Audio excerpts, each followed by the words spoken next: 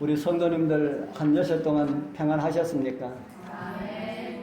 오늘도 말씀을 사모하는 심령으로 주님 앞에 이르신 우리 모든 성도님들에게 하나님의 성령의 감동하심이 함께하길 축복합니다.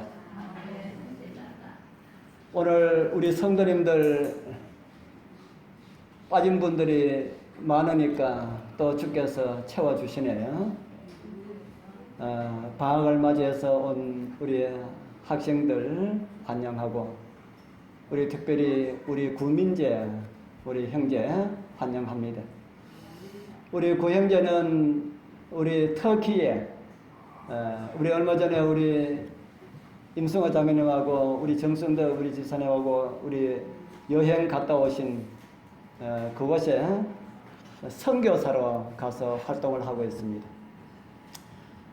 아직 학업을 해야 되기 때문에 학업을 계속해서 하느냐, 그곳에서 선교사로 활동하면서 학업을 하느냐, 아니면 더 큰 일을 위하여서 신학을 가느냐 하는 그런 기로에 놓여 있습니다. 우리 성도님들 기도 많이 해주셔서 정말 주를 위하여서 바른 길을 갈 수 있도록 우리 성도님들 기도 많이 해주시게 되길 바랍니다. 오늘은 예수님의 비유 19번째 시간의 말씀을 준비를 하였습니다. 제목은 가장 어리석은 사람이라는 제목입니다. 오늘 비유에 나오는 사람이 제가 아니길 소망합니다. 따라서 여러분들이 아니길 간절히 기도를 드립니다. 오늘 본문 교독한 말씀에 보니까 한 부자가 나옵니다. 지난번에도 우리는 한 부자에 대한 말씀을 보고 함께 나누었습니다. 그때도 어리석은 부자였습니다. 세상을 살 때에는 참으로 똑똑한 사람이라고 생각하였는데 영적으로 보면은 그 누구보다도 더 어리석은 사람이 되었다 하는 겁니다. 지난번에 나오는 그 부자는 자기 집 대문간에 누워서哭을 하였던 거지 나사로보다도 더 어리석은 그런 사람이었다. 그러면 어떻게 하면 똑똑한 사람이라고 할 수가 있겠습니까? 어떻게 하면 똑똑한 사람이라고 할 수가 있을까? 똑똑한 사람도 똑똑한 사람 나름입니다. 세상 사람들이 말하는 똑똑한 사람이 있고, 교회에서 말하는 똑똑한 사람이 있고, 그리고 성경이 말하는 똑똑한 사람들이 있습니다. 여러분들은 어떤 똑똑한 사람이 되기를 원합니까? 교회에서 말하는 똑똑한 사람 되기를 원합니까? 세상이 말하는 똑똑한 사람이 되기를 원합니까? 성경이 말하는 똑똑한 사람 되기를 원합니까? 아멘! 성경이 말하는 똑똑한 사람. 오늘 이제 말씀을 통하여서 성경이 말하는 똑똑한 사람이 어떤 사람을 가리키는지 우리 함께 말씀을 통해서 살펴보겠습니다. 세상에서는 좀 못나도 괜찮습니다. 좀 무시당해도 괜찮습니다. 돈이 좀 없어도 괜찮습니다. 없는 것보다는 있는 것이 낫지만은 있는 것 때문에 하늘을 잃어버릴 수가 있다면은 없는 것이 더 나은 것이라 생각할 수가 있다는 겁니다. 이 세상에서 모든 것을 다 가졌다 할지라도 천국을 잃어버린다면 똑똑할까요? 어리석을까요? 그만큼 어리석은 사람은 없다. 세상 사람들이 하는 말에는 모든 것을 잃어버리는 사람은 건강을 잃어버리는 사람이라는 이런 말이 있습니다. 재물 잃어버리는 것은 조금 잃어버리는 것이다. 명예를 잃어버리는 것은 얼마를 잃어버리는 것이다. 그런 글 많이 있는 것을 제가 봤습니다. 거기에 보니까 건강을 잃어버리면 모든 것을 잃어버리는 것이다 하고 써놨습니다. 저는 그것을 보고 참 세상에는 이렇게 이야기를 하고 있구나. 그러나 영의 눈을 가지고 사물을 바라본다면 건강 좀 잃어도 괜찮습니다. 아무것도 아닙니다. 하늘을 소유할 수 있다면 건강이 무슨 그게 대수입니까? 이 땅에서의 삶은 영원한 시간에 비하면 아주 작은 것입니다. 여러분들 요즘은 120까지 산다고 하지만은 120이 아니라 200년이라 할지라도 만년에 비교하면, 만년 아니 천년에 비교하여도 그 아무것도 아닙니다. 만년에 비하면 그는 정말 아무것도 아니고요. 영원에 비한다면은 120년, 200년은 아주 작은, 전보다 더 작은 점에 불과하다 하는 겁니다. 우리 여러분들 주변을 한번 바라보게 되길 바랍니다. 그렇게 큰 소리 쳤던 사람들도 가고 없고요. 눈에 보이는 것은 다 제 것으로 삼으렸고 끌고 모았던 그런 사람들도 가고 없습니다. 저희 고향에 가면은 제가 어렸을 때에 우리 마을에 제일 부자가 있었습니다. 어떻게 부자가 되었는지는 몰라도 그 집 사람들의 모습을 보면은 대충 알 수가 있습니다.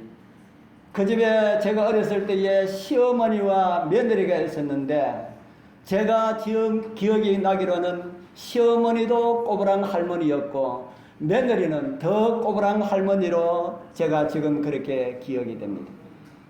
다른 하나는 시어머니는 머리가 하얀 꼬부랑 할머니였고 며느리는 머리가 까만 꼬부랑 할머니였습니다. 그 두 할머니 다 꼬부랑 이렇게 하는데 머리가 하얀 할머니가 어머니 할머니였고 까만 할머니는 며느리 할머니였습니다. 그래서 그분들이 다니면서 제 기억에 남는 것은 마을에 다니면서 마을에 흘러있는 개똥이라는 개똥은 다 긁어 모아가지고 집으로 가고 소똥 다 긁어 모아서 집으로 갔다 하는 이것만 지금 기억에 남습니다. 그리고 동네 사람들 하는 이야기가 들린 그 이야기는 다른 사람 집에 담에 있는 호박은 다 따가고 들에 있는 것은 다 그 집 것이다. 빨리 챙겨가지 않으면 다 그 집 것이다는 이런 것만 지금 기억에 남아 있습니다. 그래서 그 사람이 동네에서 최고로 가는 그런 부자는 되었는지 모르지만 하여간 그런 기억이 있습니다. 그런데 그 집에 그 최고의 부잣집에 아들이 없었습니다. 아들을 낳기 위하여서 젊은 여자분 한 분을 이렇게 데리고 와서 이제 살았는데 말을 하지 못하는 벙어리였습니다. 그래서 그 젊은 부인이 아들을 낳았는데 첫 아들이 저보다 한 3살 정도 작은 그런 아이였습니다. 그 아이가 어려서 클 때에 저도 조금 더 컸기 때문에 마을에서 천재라고 소문이 났습니다. 이제 그 걸음 아장아장 걷는 아이가 천자문을 뗐다 뭐를 했다 그 아버지가 귀에서 무릎에 앉혀놓고 공부를 시키면서 온갖 소문을 다 내는 겁니다. 그런데 그 아이가 성장해서 청년이 되었을 때에 얼마나 술을 좋아하는지 술을 먹고 옛날에 저 소가 앞에 끄는 그 구루마 있지 않습니까? 그 구루마를 타가다가 소가 막 뛰는 바람에 그 구루마에서 떨어져 가지고 창자가 빠져나왔습니다. 그런데 어떻게 사람들한테 알려져 가지고 병원에 가서 수술해서 살았습니다. 그런데도 그 술 먹는 버릇을 못 고치고 그 아버지가 돌아가시고 난 다음에 어머니도 그 벙어리 어머니 말고 할머니도 돌아가시고 어머니도 다 돌아가시고 난 다음에 매일매일 술 먹는 겁니다. 재산 많이 있고 돈 많이 있고 하니까 뭐 앞으로 걱정 없으니까 남는 거는 술 먹고 즐기자. 그거밖에 뿌린 것 같아요. 매일매일 술 먹고 그래 하다가 한번 그렇게 했으면 정신을 좀 차릴 텐데 정신을 차리지 못하고 또 술 먹고 그 구루마 타고 가다가 또 떨어졌습니다.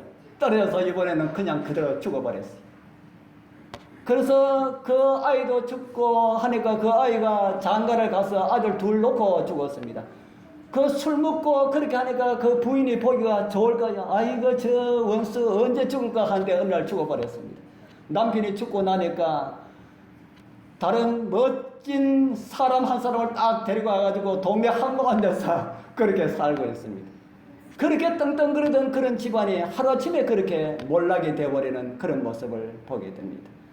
우리 살아가는 장미의 재림 성도님들이시여, 세상은 이렇습니다. 아무리 똑똑하고 가진 것 많이 있다 할지라도 하나님을 경외하지 아니하고 하나님을 믿지 않으면 그렇게 가는 것이 오늘날 세상이다. 오늘 우리는 말씀을 통하여서 우리 자신의 모습을 비춰보고 정말 이 세상에서 가장 현명한 사람으로 살아가는 그런 은혜를 발견하게 되기를 소망합니다. 오늘 말씀에는 어리석은 한 부자의 모습을 우리에게 보여주고 있습니다. 성경은 그에 대하여서 이렇게 기록을 하고 있습니다. 우리 같이 읽어보겠습니다. 또 시작.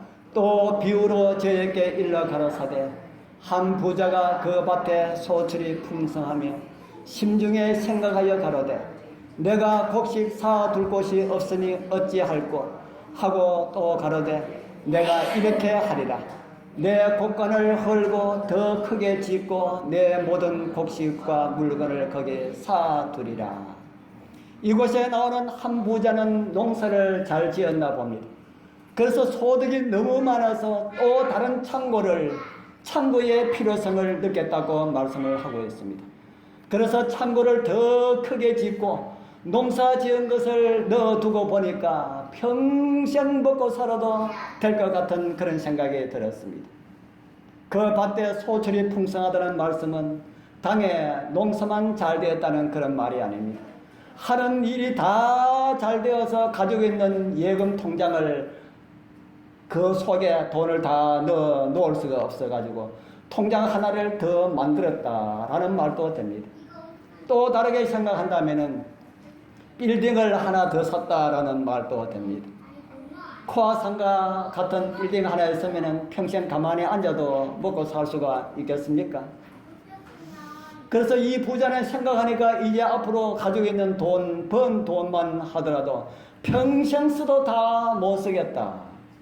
그래서 이 부자는 혼잣말로 이런 말을 합니다.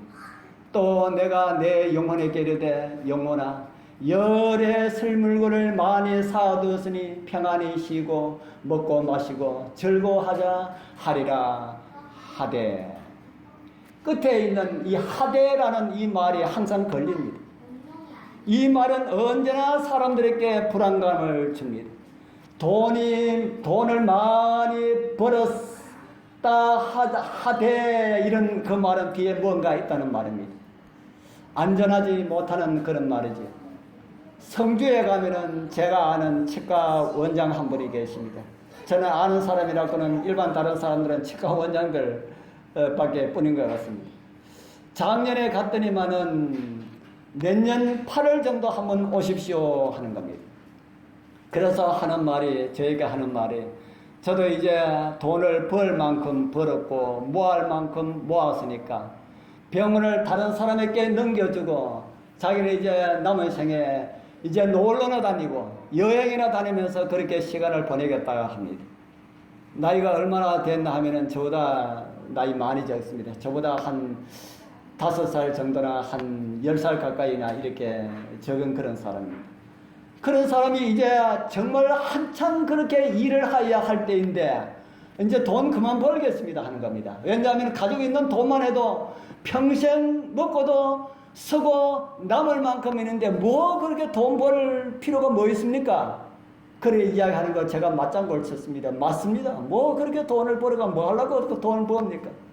그러니까 뭐 할 겁니까? 하니까 앞으로는 놀러만 여행만 다니고 그렇게 즐기고 그렇게 살 거다 하는 겁니다. 그 양반이 한 3년 전에도 그렇게 했댔어요. 3년 전에 제가 병원에 가니까 그 양반이 없어가지고 원장 어디 갔습니까? 하니까 원장 그만뒀다는 겁니다. 그래서 다른 원장이 왔다는 겁니다. 그래요. 그리고 1년 있다가 그 원장이 또 바뀌었어요. 바뀌어가지고 원래 원장이 왔더라고요. 그래서 제가 만나가지고 아니 원장님 1년 동안 뭐 했습니까? 하니까 1년 동안 놀았다 하는 겁니다. 그래서 노는 게 좋습니까? 하니까 노는 거 정말 좋더라고 그렇게 해요. 그러면서 그 양반은 하는 말이 노는 것도 놀아본 사람이 노는데 제가 1년 동안 경험 삼아 놀아보니까 참 좋더라. 그래서 앞으로는 평생 그렇게 살고 싶다는 겁니다. 평생 그렇게 즐기면서 살고 싶다. 하되 그 사람이 그걸 몰랐습니다. 하되를 몰랐습니다. 오늘 이곳에 나오는 이 부자가 그 치과 원장처럼 똑같은 그런 말을 하는 겁니다. 그런 말을 하는데 예수님께서 이 비유를 들으면서 예수님께서 무슨 말씀을 하셨습니까? 그 다음에 하되라고 난 다음에 그 다음에 12장 20절에 이런 말씀을 우리에게 주고 있습니다.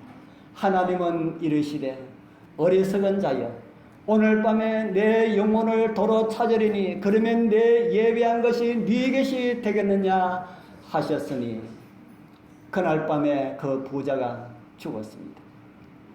그러면은 자신이 노후의 평안을 위하여서 예배한 것이 누구의 것이 되었습니까? 오늘날 그런 질문을 하면은 참 머리 좋고 총명한 사람들이 나 죽으면은 우리 자식들 것이 되지 뭐 그렇게 이야기합니다. 그래서 참 마음에 많은 위안을 가집니다. 물론 자식을 위해 수고해 놓은 것 참 좋습니다. 그러나 많은 경우에 있어서 재물 때문에 자식들의 영적 상태가 위험에 처한다는 것을 모르면서 많은 사람들은 그냥 자식 그렇게 이야기하고 있는 것을 보게 됩니다. 그러나 오늘 말씀의 의미는 자기에게만 국한을 시키고 있습니다. 너의 노년을 위하여서 준비한 것이 아무 소용이 없다. 그렇게 주님 말씀하셨습니다. 그것이 어리석음을 나타내는 것이라는 그런 말씀입니다. 우리는 어떻게 하면 그런 어리석음에서 벗어날 수가 있을까? 어떻게 하면 그런 어리석은 사람이 되지 않을 수가 있을까? 오늘 여러분들도 그런 마음을 가지고 있다면 오늘 말씀을 통하여서 어떻게 하면 어리석음을 벗어날 수가 있는지 그런 교훈들을 발견하게 되기를 소망합니다. 이제 제가 먼저 생각하고 싶은 내용은 자기를 위하여서 재물을 쌓았다라는 이런 내용입니다.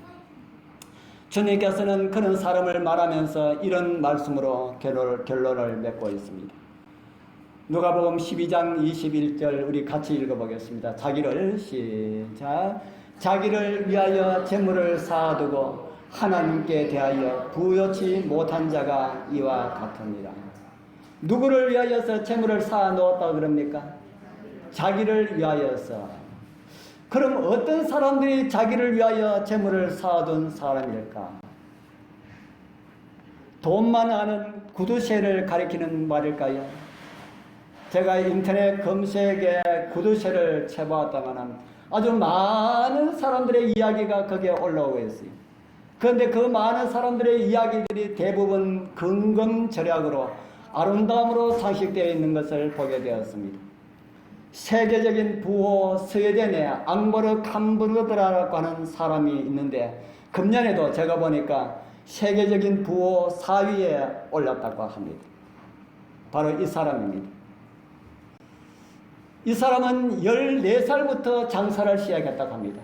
자기 아버지가 좀 부자인데도 아버지가 공부하라고 하는데 저 공부 싫습니다 하고 14살 때부터 장사를 시작했는데 무슨 장사를 시작했냐면 노점상에 뭘 팔았나 하면 성냥을 팔았다 합니다.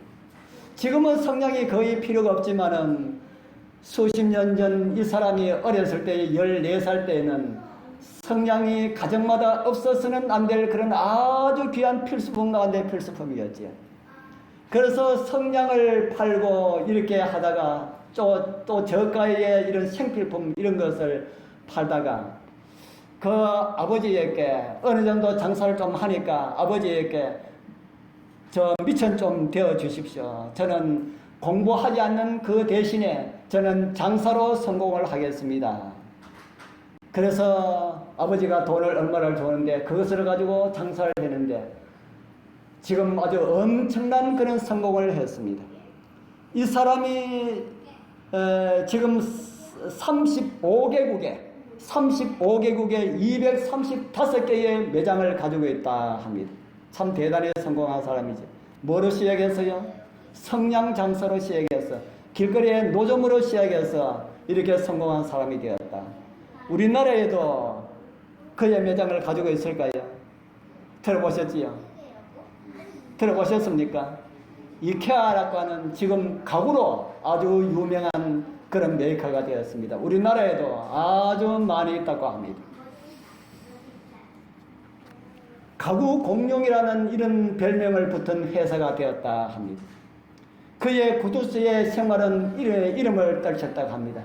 지금도 그는 자가용 볼보를 타고 있는데 15년 된 볼보지만은 잘 나가기 때문에 주변의 사람들이 명성도 있는데 다른 차를 바꿔달라 하지만은 필요 없는 짓이라고 하면서 그 차를 그대로 가지고 있고 운전기사는 평생 지금까지 한 번도 서본 일이 없고 비행기를 혹시 타는 일이 있다면 가장 산 좌석, 가장 산 가격에 사게 이렇게 하는 거, 우리 김대관 전사님이 그거 잘 하시는데, 가장 싸게 살 수 있는 그런 비행기 티켓을 구해가지고 그것도 차에서 가장 산 좌석을 구해서 그렇게 타고 다닌다고 합니다. 혹가다 외식하는 일이 있다면 맛 좋은 집 가지 아니하고 가장 산 집은 어디인가 그렇게 해가지고 가장 산 집에 가서 외식을 한다고 합니다. 이 정도로 하면은 알뜰한 사람입니까? 구두쇠입니까? 좋게 이야기하면은 알뜰한 사람이고 조금 이렇게 핀잔을 주려고 그러면은 구두쇠라고 할 수가 있지. 이런 사람이 무엇 때문에 재물을 쌓았을까요? 무엇 때문에 재물을 쌓았을까? 알뜰하게 사는 것 잘못입니까? 나쁜 것입니까? 알뜰하게 사는 것 잘못입니까? 나쁜 것입니까? 좋은 것이지요. 성경도 알뜰하게 살아야 그럽니까? 낭비하라 그럽니까? 성경도 알뜰하게 살아라 그렇게 말합니다. 그런데 알뜰하게 살지만은 무엇이 문제가 하면은 자기를 위하여서 알뜰하게 사는 것이 그것이 성경에 보면은 문제라 그렇게 말하는 겁니다. 사도 바울이 로마서를 쓰면서 이런 말씀을 기록을 하고 있습니다. 로마서 14장 7절입니다. 우리 또 같이 한번 읽어보겠습니다. 우리 중에 시작. 우리 중에 누구든지 자기를 위하여 사는 자가 없고 자기를 위하여 죽는 자도 없도다. 아멘. 사도는 우리 중에 누구든지 자기를 위하여 사는 자가 없고 자기를 위하여 죽는 자도 없다. 그렇게 말합니다. 사도 바울과 같은 일행에 다니는 사람들은 죽는 것까지 다른 사람을 위하여서 죽는다. 그런 사람들이 모였다. 그렇게 말하고 있습니다. 우리 중이라고 하는 이 말씀을 보면은 사도 바울 혼자가 아닌 여러 사람인 것을 보게 되지. 사도 바울의 전도팀은 항상 여러 명이 함께한 것으로 성경은 말을 하고 있습니다. 사도 바울이 돈을 벌었습니까? 사도 바울이 복음만 전하였습니까? 돈도 벌면서 살았습니까? 예, 데살로니가전서 2장 9절에 이렇게 말을 하고 있습니다. 형제들아 우리의 수고와 애쓴 것을 너희가 기억하리니 너희 아무에게도 누를 끼치지 아니하렸고 밤과 낮으로 일하면서 너희에게 하나님의 복음을 전파하였노라. 사도 바울은 밤낮으로 일을 하면서 그렇게 복음을 전하면서 살았다. 그렇게 말을 합니다. 제가 나이가 좀 적을 때에 지금도 그렇게 많지 않지만은 좀 젊을 때에 김천에서 5일 하시는 장로님, 우리 여러분 아시는 분이 있을 겁니다. 그 5일 하시는 장로님하고 함께 전도팀을 만들었습니다.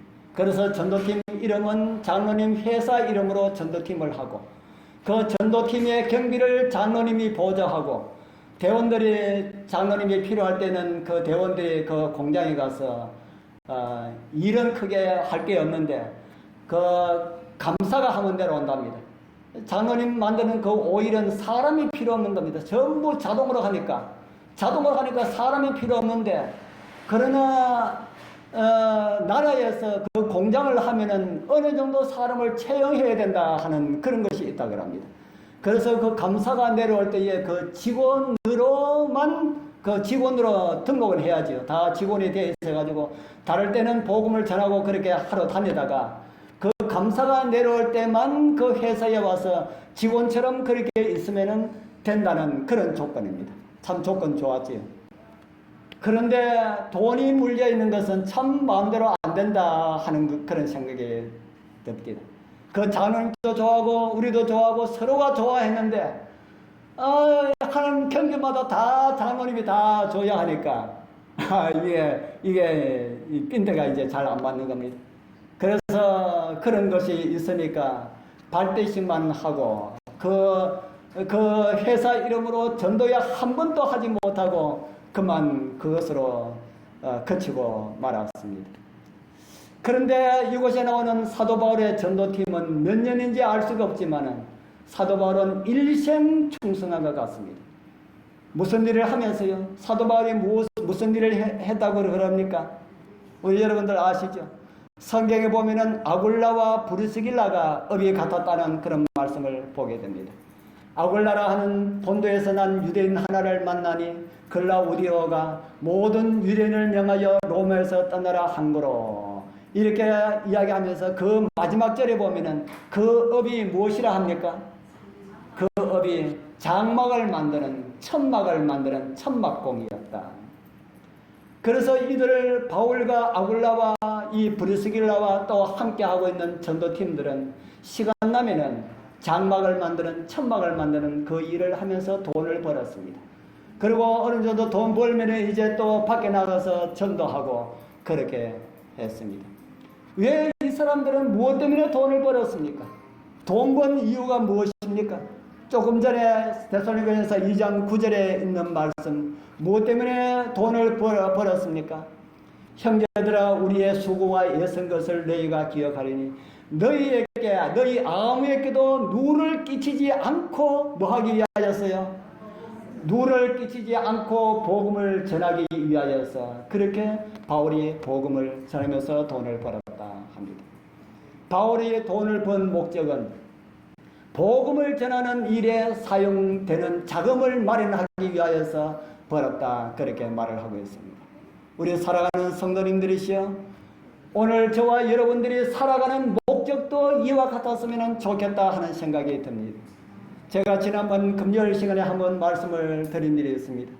저는 직업을 선택할 때도 이 직업을 가지고 있으면 내가 복음을 전할 수가 있을까? 아니면 복음을 전하는 일에 방해가 될까? 그걸 생각하면서 저는 선택했다는 이런 말씀을 한번 드린 일이 있습니다. 그런데 저도 큰 교회에 있으니까 그 생각이 사라지게 되더라고요. 큰 교회에 있으니까 뭐 내가 하지 않아도 다 하고 잘하고 하니까 뭐 내까지 뭐 그렇게 안 해도 되겠다 하는 생각이 드니까 나도 이제 돈을 좀 벌어볼까 하는 그런 생각을 저도 한동안 가졌습니다. 그렇게 안정을 위하여서 돈을 벌려고 하니까 돈은 벌리지 아니하고 있는 거 다 까먹고 수많은 빚을 졌다는 그런 이야기를 제가 한번 말씀을 드렸죠. 이곳에 오기 전에 그 돈 벌려고 하다가 어떻게 가지고 있는 그 직업을 그냥 가지고 있었으면 이곳에 오지도 못할 텐데, 마침 이곳에 오기 한 달 전인가 두 달 전인가 제가 그 일을 치우고 다른 업을 시작했는데 그 업 주 활동지가 부산이었습니다. 그러니까 가려고 하니까 아주 쉽게 올 수가 있었습니다. 우리는 정말 우리 돈은 벌지 못하지만 지금까지 교회를 섬기면서 우리가 할 수 있는 이런 직업을 하나님께서 저에게 주셨음을 인하여서 저는 참 많이 감사를 드리고 있습니다. 우리 사랑하는 성도님들, 다 저처럼 직업을 선택할 때마다 복음을 전할 수 있는 이런 직업을 찾으라는 이런 말씀이 아니지만 우리의 삶의 목적이 하나님을 위하여서 또는 조금 더 나아간다면 복음을 전하면서 살아가는 것이 우리의 목적이 되었으면 좋겠다라는 이런 말씀을 제가 드리는 것입니다. 그리고 그 다음에는 우리의 가족 그리고 식구들을 생각을 해야 되는 것이죠. 그거 하지 않으면 성경에는 불신자보다 더 악한 사람이라고 말씀을 하고 있습니다. 오늘 말씀 가운데 나타난 그 어리석은 부자는 돈을 벌기는 벌었지만은 그 가운데 하나님이 없었다 하는 겁니다. 오직 자기를 위하여서 돈을 벌었다. 내 영혼아 이제는 먹고 이렇게 서자 이렇게 말한 그 가운데 그런 모든 것이 나타나 있었습니다. 그는 많은 돈을 가지고 있었지만은 자기를 위하여서 재물을 쌓았기 때문에 교회가 필요로 하는 것을 요청할 때도 그는 하나님을 위하여서 사용할 수가 없었습니다. 저희들 결혼하여서 제가 몸이 좋지 않아서 시골로 들어가서 한 1년 살은 일에 대해서 말씀을 드렸지요. 그리고 제가 문서전도를 하다가 시골에 가서 살기 위하여서 문서전도 하는 걸 다 정리를 하니까 돈이 조금 되어서 그냥 있는 것보다는 송아지 한 마리 사자 해가지고 송아지를 한 마리 살고 제가 끌고 돌았는데 우리 집사람이 거기에 들어오는 저를 맞이하기 위하여서 대문간에 나왔다가 송아지를 끌고 들어가면서 하는 말이, 우리 하나님께서 이 송아지가 필요하다 하면은 언제든지 드립시다 하는 겁니다. 제가 기분이 좋았을까요? 기분이 나빴을까요? 나는 돈을 좀 이렇게 누르려고 송아지를 사가지고 끌고 들어오는데, 우리 하나님께서 필요하다 그러면 언제든지 드립시다 하니까 조금 마음이 섭섭하지만은 그래도 나쁘지는 않았습니다. 안에 그렇게 이야기하니까 참 고맙다 하는 생각이 들면서 나보다 더 나았다 하는 생각을 했습니다. 지금까지 열심히는 아니지만은 그래도 저희들 돈을 벌면서 저희들도 그렇게 살았는데, 하나님께서 돈 모으는 재주는 주시지 않아서 돈은 모은 것은 없었지만은 그래도 지금까지 어려움 당하지 않냐고 그렇게 살아갈 수 있도록 하나님께서 그렇게 해주셨다 하는 그런 생각을 가지게 됩니다. 오늘 저와 여러분들이 복음을 이렇게 들을 수 있는 이런 기회도, 아시아에 복음을 전한 아브라함 라루라고 하는 이런 사람이 없었더라면은 저와 여러분들이 지금 이렇게 하나님을 믿는 이런 가운데 있지 못하였다 하는 겁니다. 그가 안정된 생활만 원했다면은, 복음을 전하는 이런 일을 뒤에 생각했더라면은 그는 그렇게 살지 못했을 것이고, 그가 그렇게 살지 못했다면은 아시아에 있는 사람들이 복음을 들을 수 있는 기회들이 더 오래 걸렸을 것이다 하는 겁니다. 우리 사랑하는 성도님들, 우리도 자기만을 위하여서 재물을 쌓지 말기를 바랍니다. 하나님을 위하여서 이런 목적을 가지고 재물을 쌓으시기를 바랍니다.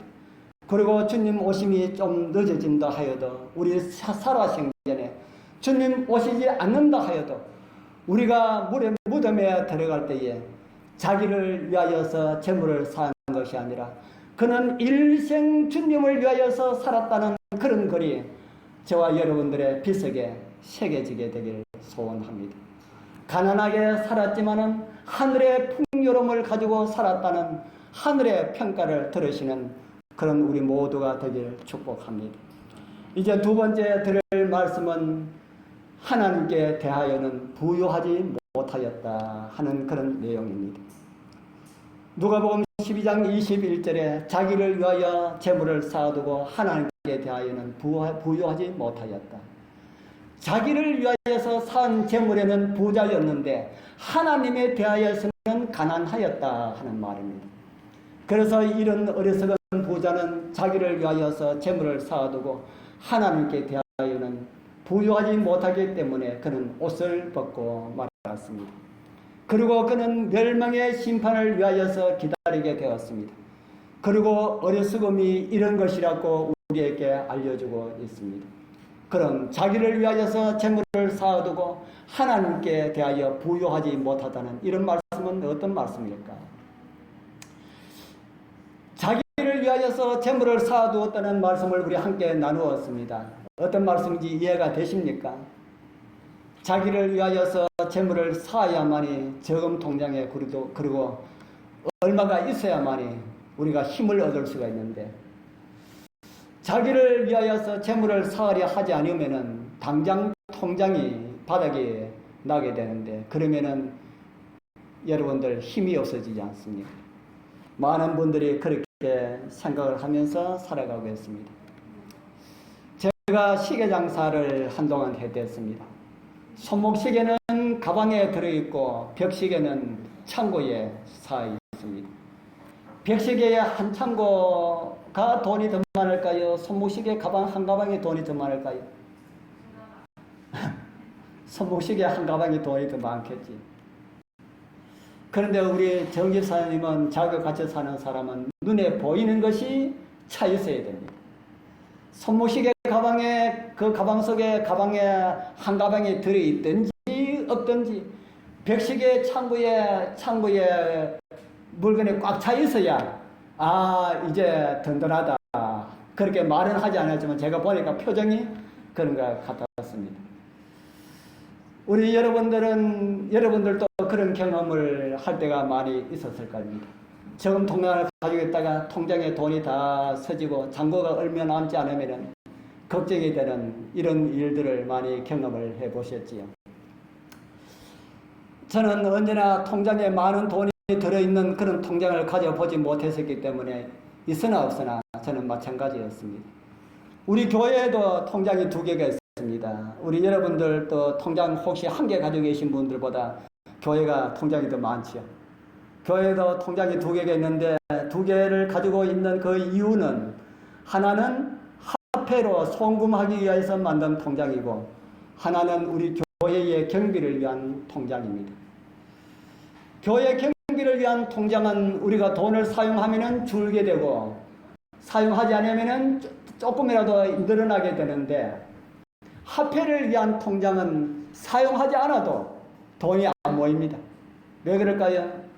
화폐를 위한 통장은 사용하지 않아도 모아놓으면 없어져 버리고 모아놓으면 없어져 버리고 왜 그럽니까? 우리 재무장로님이 다 혼자 다 서버려서 그렇습니까? 왜 그렇습니까? 우리 김철호 지사님 웃습니다. 왜냐하면 다 아시니까요. 한 달에 한 번씩 다 모아가지고 화폐로 다 송금을 해버리고 또 통장에 비면은 또 한 달 모으면 또 좀 생기면은 또 송금을 해버리고 우리 교회의 제도는 참 잘 되어 있습니다. 아무리 작은 교회라 할지라도 다른 데를 도와주면서 살아갈 수 있도록 교회의 제도가 그렇게 되어 있습니다.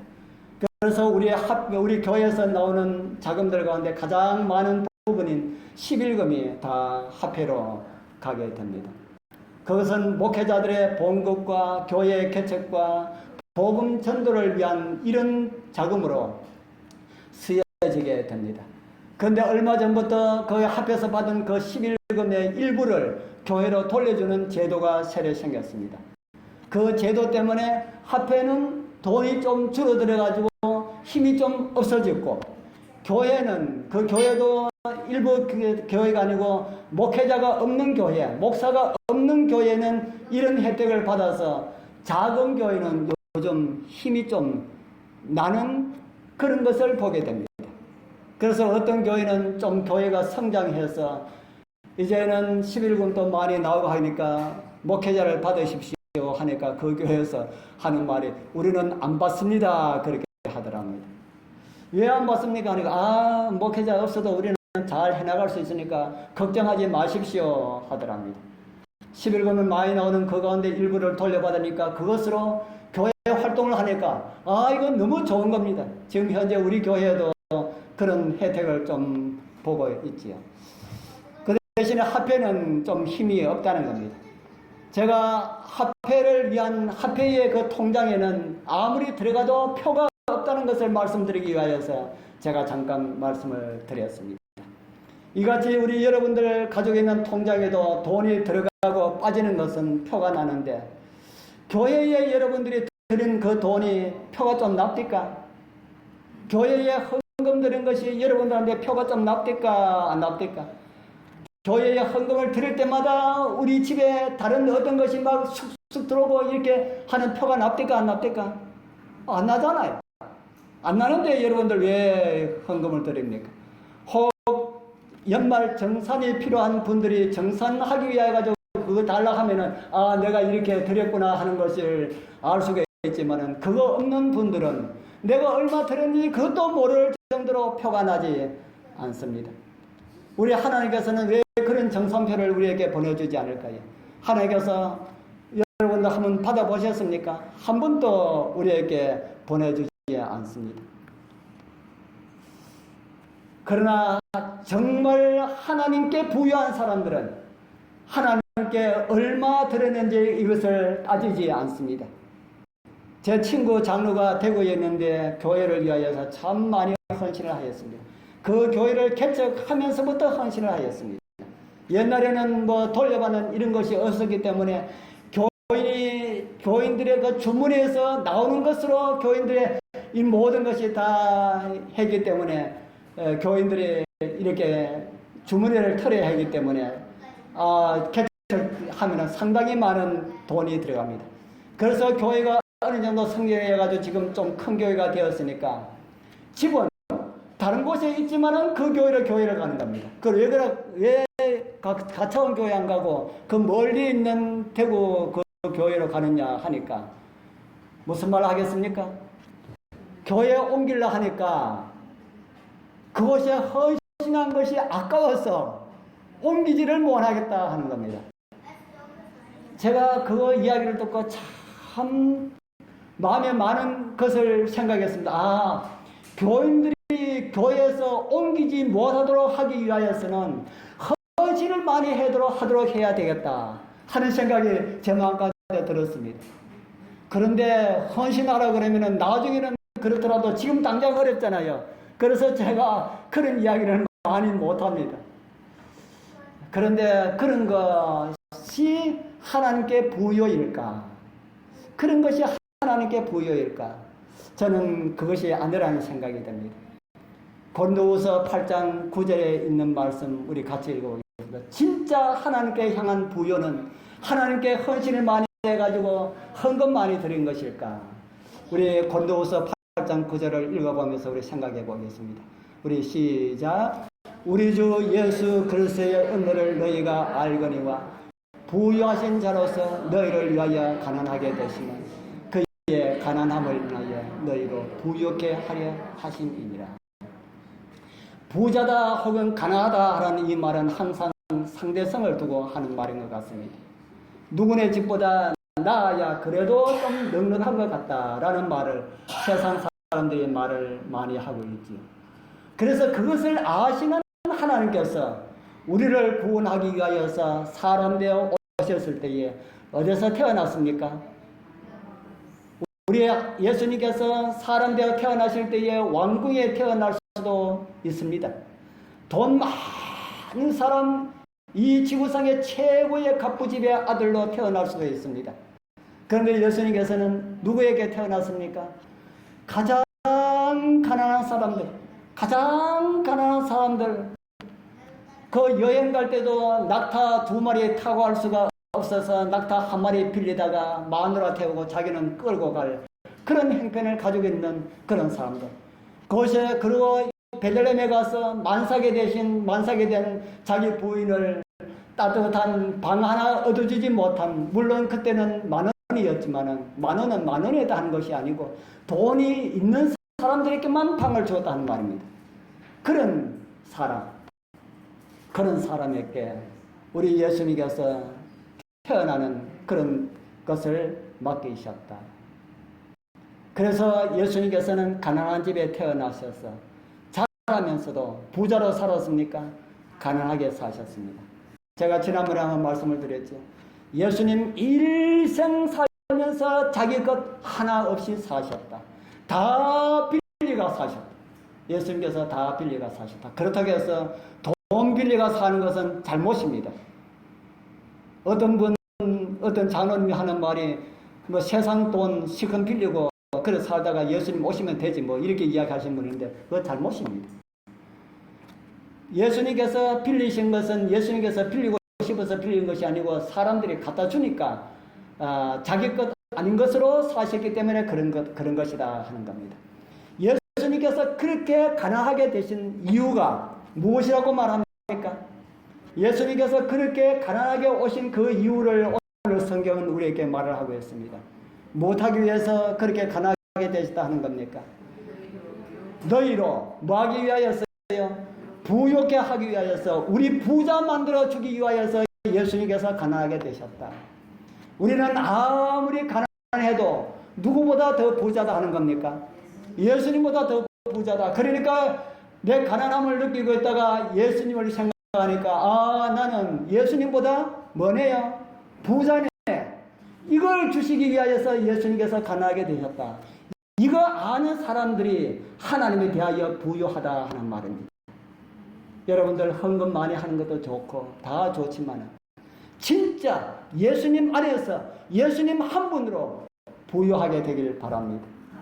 그래서 정말 예수님 믿는 사람들은 세상에 속한 것 하나도 가진 것 없다 할지라도 예수님 때문에 부자입니다.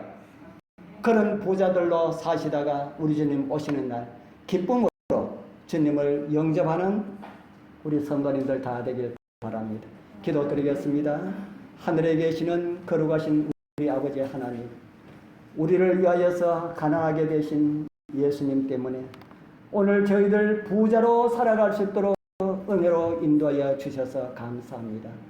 주님께서 우리에게 주신 이 부유함, 그것만으로 만족할 수 있는 우리 모든 성도들 되게 하여 주옵소서. 세상에 가진 것 없다 할지라도 예수님을 믿는 그 믿음 하나 때문에 만족하며 살아갈 수 있는 우리 모두가 되게 하여 주옵소서. 예수님 이름으로 간절히 기도드리옵나이다. 아멘.